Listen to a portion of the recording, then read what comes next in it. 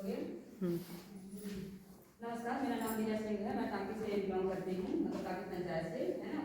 Sorry, मैं कुछ पता नहीं किसी बोल देती हूँ, तो प्लीज़ आप समझने की थोड़ा सा कोशिश कीजिएगा।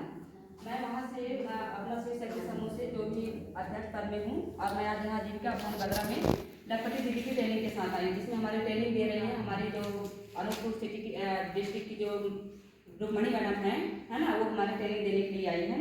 लखपति दीदी के बारे में हम लोग को क्या क्या जानकारी मिला है, हम लोग क्या जाने हैं, लखपति दीदी हम लोग को कैसे पढ़ना है, कैसे करके हम लोग को आगे बढ़ना है, इस सब चीज़ों के बारे में हम लोग को जो भी ट्रेनिंग दी है, वो जो भी थोड़ा बहुत मेरे साथ आता है मैं आप लोगों को ट्रेनिंग बता रही हूँ। ठीक है, लखपति दीदी है क्या? लखपति दीदी मतलब माना जाए तो ये हमारे सरकार के द्वारा दिया हुआ एक हमारा एक सहायता है। ठीक है, कि हम लोग को लखपति बनना कैसे है, और हम लोग लखपति बनने के लिए हम लोग क्या क्या मतलब कार्य स्टार्ट कर सकते हैं, है ना। हम लोग घर से भी स्टार्ट कर सकते हैं, कुछ हम लोग बाहर भी जाकर के काम शुरुआत कर सकते हैं।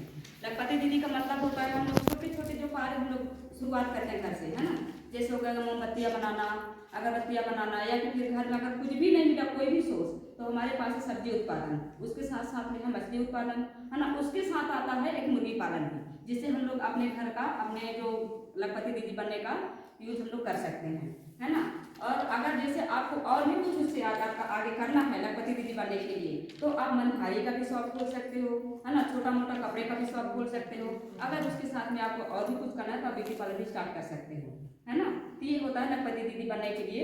और लखपति दीदी बनने के लिए हमारा जो मासिक आय होता है वो 10,000 के नीचे नहीं होना चाहिए, समथिंग उसमें ऊपर ही होना चाहिए, ताकि हम लोग साल भर में 1,20,000 जो भी है उसका काम 1 लाख से ऊपर ही होना चाहिए, नीचे नहीं होना चाहिए। इससे क्या होता है ना, अगर जो लखपति दीदी अगर बनना चाहती हैं, अगर उसका मासिक आय 10,000 से नीचे है, वो लखपति दीदी की श्रेणी में नहीं आ सकती। क्यों नहीं बन सकती? क्योंकि उनका काम रुक रुक के चल रहा, एक महीने में 8,000 है तो एक महीने में 15,000 है। ऐसे में उनका जो लखपति दीदी का बनने का जो सपना है ना, वो लखपति दीदी की श्रेणी में बिल्कुल नहीं आ सकता। ठीक है, ये होता है हमारा लखपति दीदी बनने का एक सपना। ठीक है, जो हमें सरकार दे रही है, सरकार इसके लिए हमें मतलब जो खर्चा है, ठीक है, जो अनुदान है, राशि है, वो भी सहायता प्रदान करती है। आप वहाँ से भी ले सकते हो बिना ऋण के, है ना। उसके साथ साथ में अगर जैसे आप किसी भी मतलब SHG से हैं, है ना, समूह सहायता से, तो उसके लिए जैसे आप अकाउंट अपना खुलवाते हैं, है ना, तो आपके अंदर हर एक स्त्री के अंदर ये टैलेंट होना चाहिए कि हम ये लिखा पढ़ी के काम को छोड़कर अपना नेट बैंकिंग भी चालू कर सकते हैं। ठीक है, इसके जरिए भी आप कर सकते हो लखपति दीदी का काम। क्यों? क्योंकि जरूरी नहीं है कि हम लोग अंगूठा करके या पेन पे चला करके हम अपने अकाउंट चालू कर सकते हैं।